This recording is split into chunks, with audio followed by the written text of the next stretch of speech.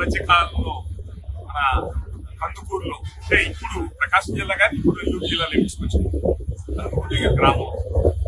ఇక్కడ ట్రాక్టర్ నడుపుకొని జీవించే వాళ్ళు శెట్టి పేరు ఆ కాపులు. ఇక్కడ స్థానికంగా ఉన్న మన గ్రామం సంబంధించిన అతనే అమ్మ సామాజిక వర్గం సంబంధించిన ఆయన.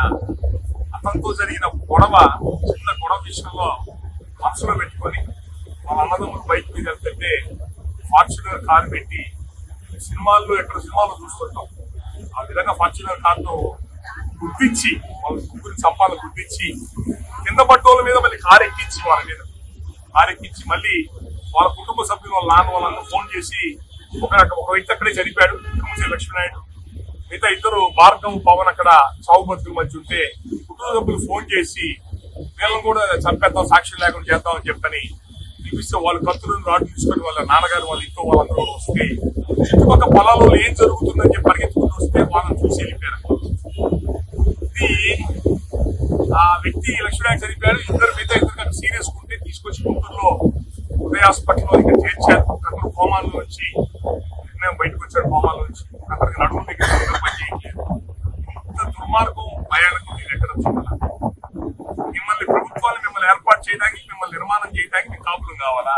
మీ కమ్మలకి కేజీ పార్టీ 5 సంవత్సరాలు జగన్మోహన్ రెడ్డి దెబ్బకి మీరు ఊళ్ళో వదిలిపెట్టి పారిపోయి పిల్లల పక్కలో ఇక్కడ దాంకొని ఊళ్ళో వదిలిపెట్టి పెద్దల హైదరాబాద్ పారిపోతే మీ కాపులో 5 ఏళ్ళు జగన్మోహన్ రెడ్డిని ఫైట్ చేసి పవన్ కళ్యాణ్ కోసం మీ ఫైట్ చేసి మీ ప్రభుత్వాన్ని సజావుగా ఎలక్షన్ జరిపి మిమ్మల్ని ప్రభుత్వం మీ ఊరు వదిలిపెట్టి రాష్ట్రం వదిలిపెట్టి పారిపోవచ్చు కులం మీరు, రాష్ట్రం వదిలిపెట్టి పారిపోవచ్చు పార్టీ మీరు. మిమ్మల్ని నిలబెడితే మీరు మమ్మల్ని గెలిచిన ప్రతిసారి మమ్మల్ని కాపులు టార్గెట్ చేసుకుంటున్నారు. అంటే కమ్మ సామాజిక వర్గం వాడు ముగ్గురు మనుషుల్ని స్వాచ్ఛతతో గుర్తి చంపాలని చెప్పి చూశాడని చెప్పాడంటే అక్కడికి చట్టం మీద ఏం గౌరవం ఉంది? అంటే మీ ప్రభుత్వం ఉందని ధైర్యమేగా, ఎలాగో తప్పించుకుంటామని ధైర్యంతోనే ఇంత పని చేసి పట్టపగలు పొలాల్లో చుట్టుపక్కల జనం చూస్తున్నాగా చేసిన పని. అంటే అక్కడ పోలీసు అధికారులు మళ్ళీ రాజకీయ ఒత్తిళ్లు కూడా లొంగకుండా పోలీసు వాళ్ళు బాధ్యత తీసుకొని రెడీ హ్యాండెడ్ గా కనపడుతుంటే బండి కనపడుతుంటే యాక్సిడెంట్ అంటారు. ఏంటంటే గతంలో వీళ్ళ మీద గొడవలు ఉన్నాయి. వీళ్ళ కుటుంబానికి వీళ్ళు ఆడోళ్ళు కలిగించాడు, వీడు కాపులను ఆడోళ్ళు కలిగించాడు వాడు. గతంలో కేసు మా దగ్గరికి వచ్చింది. ఇది కావాలని కుదిరి కేసీఆర్ పోలీసు వాళ్ళు ఎఫ్ఐఆర్ కట్టి అతను కోర్టుకు పెట్టారు.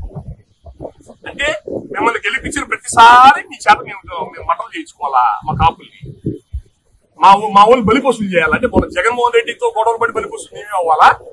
లోకల్ బాడీ ఎలక్షన్స్ వదిలేసి పారిపోయిన వాళ్ళు మీరు చేయలేక వాటిలో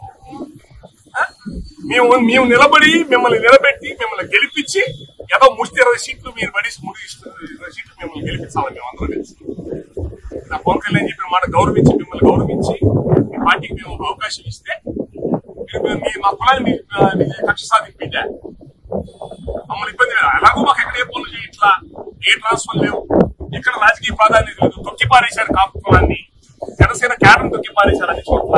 అయినా పర్వాలేదు, మేము పట్టించుకోవట్లేదే. ఈ రోజు రోడ్డు ఎక్కలేదు మేము ఎప్పుడు కూడా. మనుషులను చంపుతారా? ఎంత ఒళ్ళు కొవ్వు కండం కొవ్వెక్కుతే చేస్తారు.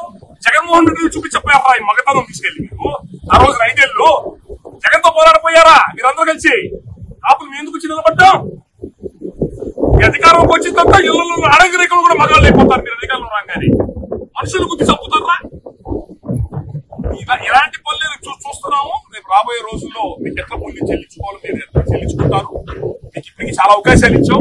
మీ కమ్మ సామాజిక వర్గానికి తెలుగుదేశం పార్టీకి ప్రతిసారి మమ్మల్ని మా జాతీయ ఎవరో అడ్డం పెట్టి మిమ్మల్ని వాడుకుంటున్నారు. మీరు ఇట్లాంటి పనులే చెయ్యండి. మీరు మన జగన్మోహన్ రెడ్డి మూల్యం చెల్లించుకున్నాడు కదా, మా జోలికి వచ్చి మీరు కూడా మూల్యం చెల్లించుకుంటారు. ఈ విషయంలో వాళ్ళకి న్యాయం జరగకపోతే వాళ్ళ కుటుంబం అన్యాయం అయిపోయింది. ఒకడు కోమాల నుంచి బయటపడుతున్నాడు, ఇంకోటి కాలు నడువులు పనిచేయట్లేదు, ఒకటి చచ్చిపోయాడు.